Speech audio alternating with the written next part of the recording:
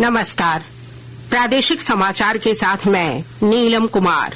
पहले मुख्य समाचार। प्रधानमंत्री नरेंद्र मोदी ने विकसित भारत संकल्प यात्रा के लाभार्थियों से संवाद किया। कहा, सरकार का ध्यान अब देश के टियर 2 और टियर 3 शहरों को विकसित करने पर।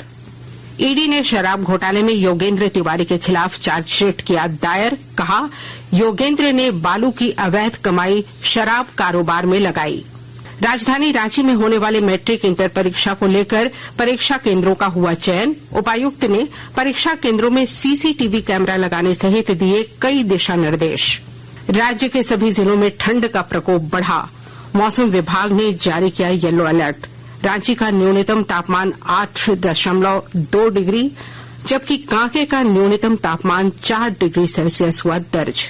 और भारत और दक्षिण अफ्रीका के बीच एक दिवसीय मैचों की श्रृंखला का पहला मैच आज दक्षिण अफ्रीका के जोहान्सबर्ग में न्यू वांडरर्स में खेला जाएगा।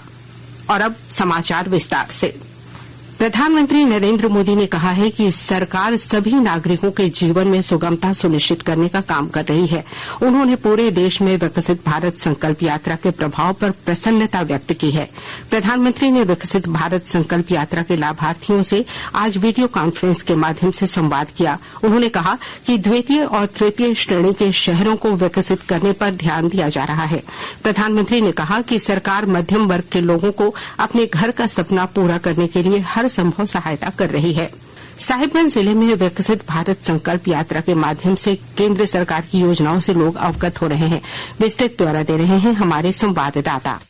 सन 2047 तक भारत को आत्मनिर्भर और विकसित राष्ट्र बनाने के संकल्प के साथ देश भर में 15 नवंबर से विकसित भारत संकल्प यात्रा की शुरुआत किया गया है, जो देश के ग्राम, नगर, पंचायत स्तर पर केंद्र सरकार के विभिन्न कल्याणकारी योजनाओं के बारे में एलईडी जागरूकता वाहन की सहायता से जागरूक कर रहा है।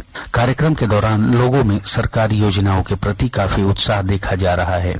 ग्रामीण इलाकों में पीएम किसान, आयुष्मान योजना, उज्ज्वला योजना तथा खाद्य सुरक्षा अधिनियम से आच्छादित लाभुकों की भीड़ देखी जा रही है। आनंद कुमार ओझा, आकाशवाणी समाचार, साहिबगंज।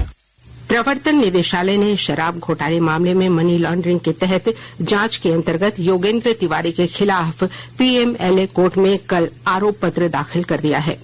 आरोप पत्र में ईडी की ओर से बालू और जमीन के कारोबार में हुई कमाई के 14 से 15 करोड़ रुपए शराब में लगाने का आरोप लगाया गया है। इसके अलावा योगेंद्र तिवारी पर सबूत मिटाने के लिए आवश्यक दस्तावेज हटाने का भी आरोप लगाया गया है। वहीं आरोप पत्र में शराब घोटाले में राजनीतिज्ञों और अफसरों की भूमिका की जांच जारी रहने का भी उल्लेख किया गया है।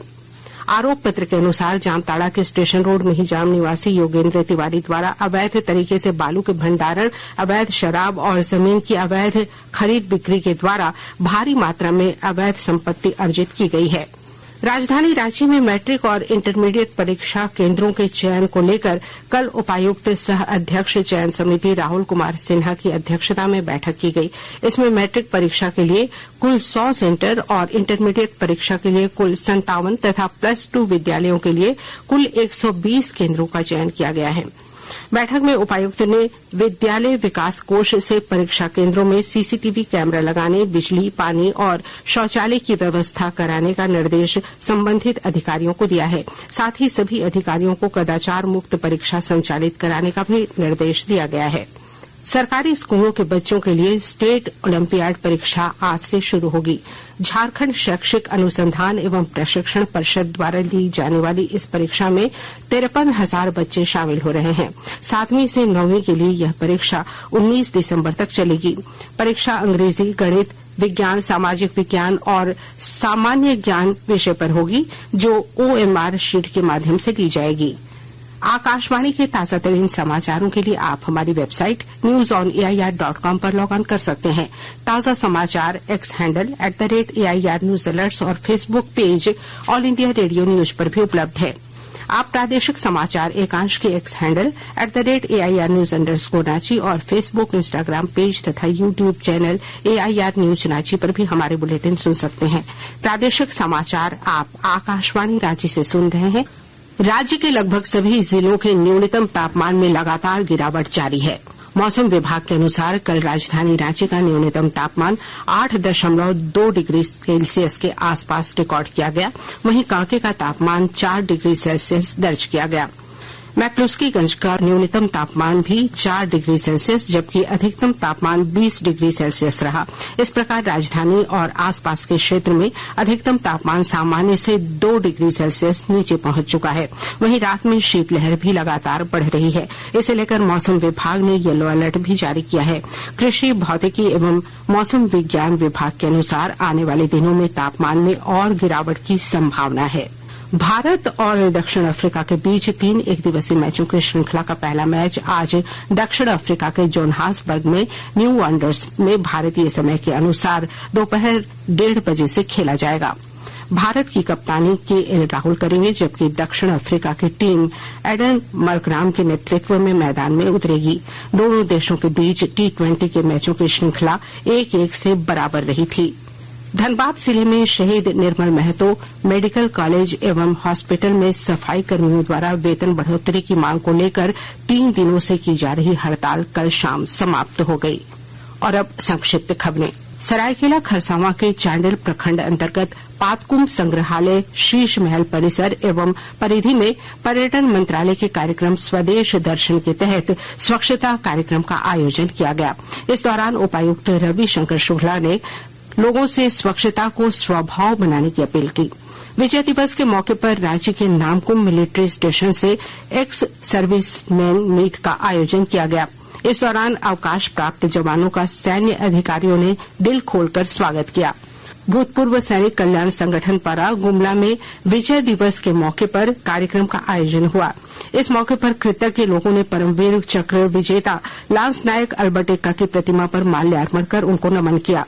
पाकुड़ के सरकारी विद्यालयों में मध्याह्न भोजन बनाने वाली हजारों रसोइया ने सेवा स्थायी करने सहित 16 सूत्री मांगों को लेकर समाहरणालय परिसर में जोरदार प्रदर्शन किया। गोड्डा जिले के अपराध नियंत्रण और असामाजिक तत्वों की गतिविधियों पर अंकुश लगाने के लिए शीतलहर में पुलिस पदाधिकारियों द्वारा रात में पैदल गश्ती की जा रही है। कई अधिकारियों ने शहर के आधा दर्जन मोहल्ला में रात्रि पैदल गश्ती की। और अब अखबारों की सुर्खियां। राजधानी रांची से प्रकाशित लगभग सभी अखबारों ने आज शराब घोटाले में योगेंद्र तिवारी के खिलाफ ईडी द्वारा चार्जशीट दायर किए जाने की खबर को प्रमुखता से प्रकाशित किया है। प्रभात खबर ने लिखा है, ईडी की कार्रवाई, शराब घोटाले में योगेंद्र तिवारी के खिलाफ आरोप पत्र दायर। हिन्दुस्तान ने अपनी सुर्खी बनाई है, शराब कारोबारी योगेंद्र पर चार्जशीट। दैनिक जागरण ने प्रधानमंत्री नरेंद्र मोदी के हवाले से लिखा है, संसद में घटी घटना चिंताजनक, इसकी गहराई में जाना जरूरी।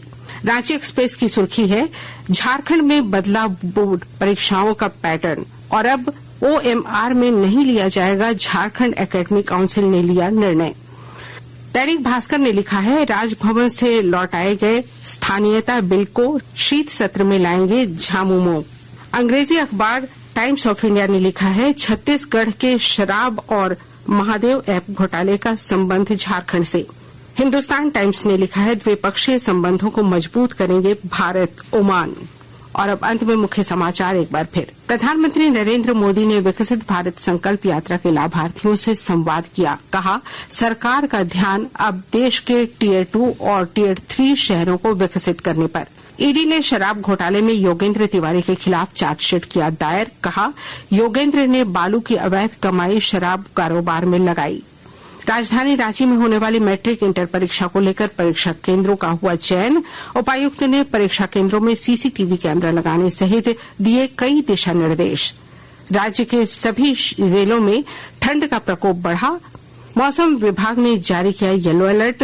रांची का न्यूनतम तापमान 8.2 डिग्री जबकि कांके का न्यूनतम तापमान 4 डिग्री सेल्सियस हुआ दर्ज। और भारत और दक्षिण अफ्रीका के बीच एक दिवसीय मैचों की श्रृंखला का पहला मैच आज दक्षिण अफ्रीका के जोहान्सबर्ग में न्यू वांडरर्स में खेला जाएगा। इसके साथ ही आकाशवाणी रांची से प्रादेशिक समाचार का ये बुलेटिन समाप्त हुआ। नमस्कार।